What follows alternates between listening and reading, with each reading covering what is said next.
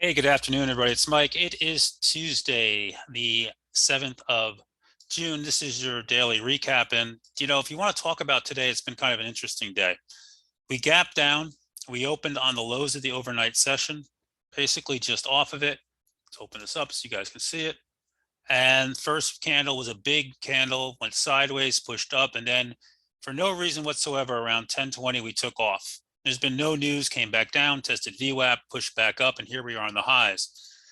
If you're not a member of our service, we talked this morning about the easy trade this morning was probably to the upside if they didn't want to break the market down. And basically now for the last week and a half, they've been keeping everybody trapped in this range, right? So, use this 407 area as support, 417.44 as the breakout level. And, looking at today, we've moved quite a bit here. We are up about 7, 8 handles today on very, very low volume. How low? Well, right now with about 25 minutes to go, we're trading at 42 million shares. This is very summer-like. You can see volume in this market has been very low for the last couple of days. The good news is our oscillators have managed to cool off. We are plus 187 on the New York Stock Exchange, still 244 on the NASDAQ, which is not cooling off, but you can't always get what you want. Speaking of that, let's talk about what else was going on today. You had the IWM lead right from the early stages, pushing above the 50-day for the first time in a while here, since all the way back here on 421. That would give me support and credence to the idea that the SPY will want to go up and possibly test the 50-day in the 422 area. McHugh's, not as strong, was a little weaker this morning, actually broke the range a little bit briefly. 50 days much higher, still not the strength there.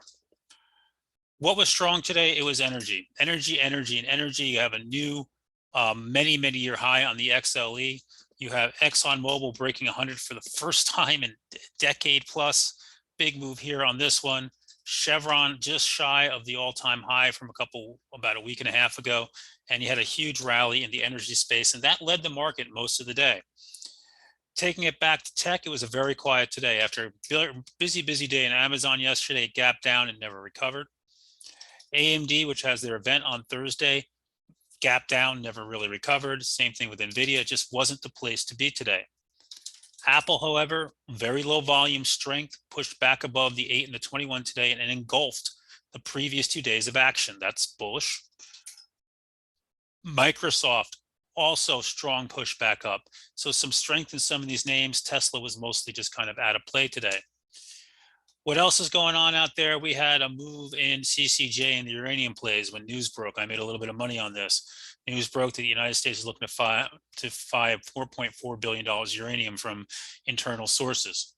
So bottom line here, as we go into tomorrow, we have no data tomorrow or Thursday. We have data on Friday. There's no real big earnings names this week. The Fed's quiet, and the market here is kind of just chopping around ahead of the CPI number on Friday morning and consumer sentiment, and has to decide where it wants to go. So tomorrow could be a very interesting day.